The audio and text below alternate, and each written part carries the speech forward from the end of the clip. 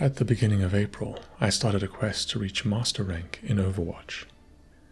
I don't have much time to play, so it's taking me a while to unlock Ranked mode. But, despite not playing much, I feel like I'm improving a lot, especially since I just got matched with a Mercy who had the title of Diamond Support. What does that say about my skill level, I wonder? Are they leagues above me? Or am I already closer to my goal than I could ever have guessed? The match started with delightful friendliness from my teammates, with lots of cheerful emotes. I've started using the emote wheel a little myself, and I'm always glad to encounter pleasant players. We marched out of the gates, beginning our escort, and picked off a Soldier 76 on the enemy team, giving us a numbers advantage that we used to push deeper. Then their tank fell, and our early advantage snowballed. I'm still not that familiar with the maps, but I was able to find a nice little high ground spot from which I pressured our enemies. To my surprise, an enemy Sierra leaped up onto the same high ground hallway as me, so I killed her. We skirmished a bit in front of the next section of the map, but ultimately we drove them back like an unstoppable tide. Something made all the easier by our two supports doing everything they could to aid our efforts. I constantly found myself being healed, boosted, or cleansed by our two spectacular supports. No matter what I did, they were right there when I needed them most. It felt great to have teammates that had my back like that.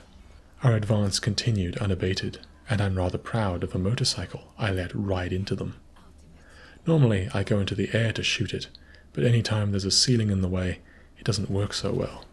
It felt a little like I was bowling, and that I did it while slipping off the side and out of their line of fire felt smooth and great, and I soon picked off another target while making my approach. I made it into the building and used my ultimate to slaughter a bunch more enemies. I find Shion's ultimate a little tricky to control, and I get stuck on things sometimes, but it's still a lot of fun. At this point, I had 10 kills and no deaths, despite Shion requiring me to engage closer than I'm used to. The Cassidy on my team was no slouch either, with a kill above me and higher damage. I can't tell you how much I'm loving playing Shion. Don't get me wrong, I love playing Soldier too, but I enjoy Shion's burst and high-octane gameplay enormously. She makes me feel like an epic action hero, and I love her for that. Although I do feel like I do less damage on her than I do with Soldier. But often the plays I make with her feel more impactful, and I feel like the scoreboard isn't everything. Our enemies respawned and threw themselves at us with what felt like an overly aggressive play. If our supports hadn't done such a good job of keeping us alive, then perhaps their aggression would have succeeded. Still, it felt over-eager and led them to a disadvantageous situation, once again. It felt like the enemy tank noticed how good our supports were, and was desperate to take them out. While the rest of our team was far ahead of us, I fell back with our supports as the three of us fought off the enemy tank. I was unable to save our Kiriko, but with Mercy's aid, I avenged her. And then our Mercy revived our Kiriko right after, so we were restored to full glory once more. Yet, almost immediately afterward, I was standing with our supports as the enemy tank dived on top of them yet again. Again he killed our Kiriko, and again I avenged her. I saw an enemy Reaper on the hunt and immediately altered to eliminate him before he could so much as touch one of my teammates. Perhaps I was overzealous with the use of my ult, but seeing our Kiriko die had brought my bloodlust to the surface. Our enemies deserved no quarter. Not long thereafter, I found myself face to face with that Reaper yet again. No doubt he wished for revenge, and perhaps he would have succeeded. But, as always, our Mercy was right there, helping me to stay in the fight and put our would-be assassin 6 feet under. And, at last, I was struck down, only to be resurrected by our mercy, and I repaid our mercy by immediately overextending and dying again, sullying my 18 kills with a miserable 2 deaths. Thankfully, that would be the last time I fell upon the field of battle, in that match anyway.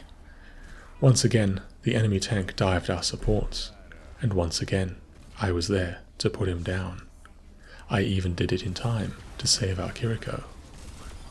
Throughout the match, our supports were happily emoting their thanks and greetings and radiating positive vibes, healing not only our avatars, but our souls as well.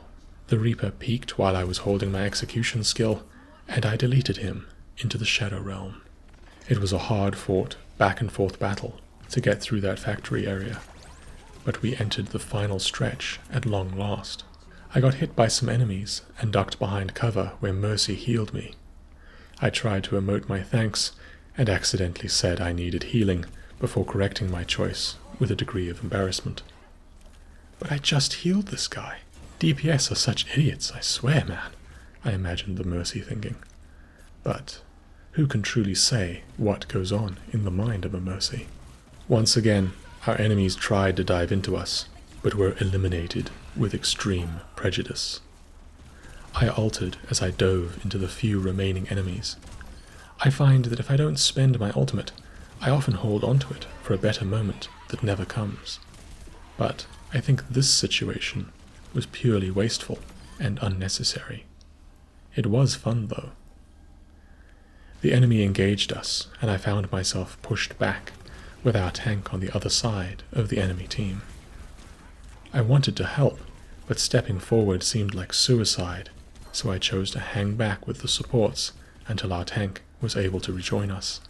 We painted the approach to the castle red with the blood of its defenders as we pushed the escort ever closer to our goal. And, while my team kept the enemy's attention, I slipped away through another approach. I flanked the enemy Reaper, doing my part toward taking him down before eliminating the enemy Moira. We went into overtime as the defenders put up a valiant last stand, but while we may have had a mercy, we gave none. Victory was ours, and I closed out the game with 29 kills and my 2 shameful deaths.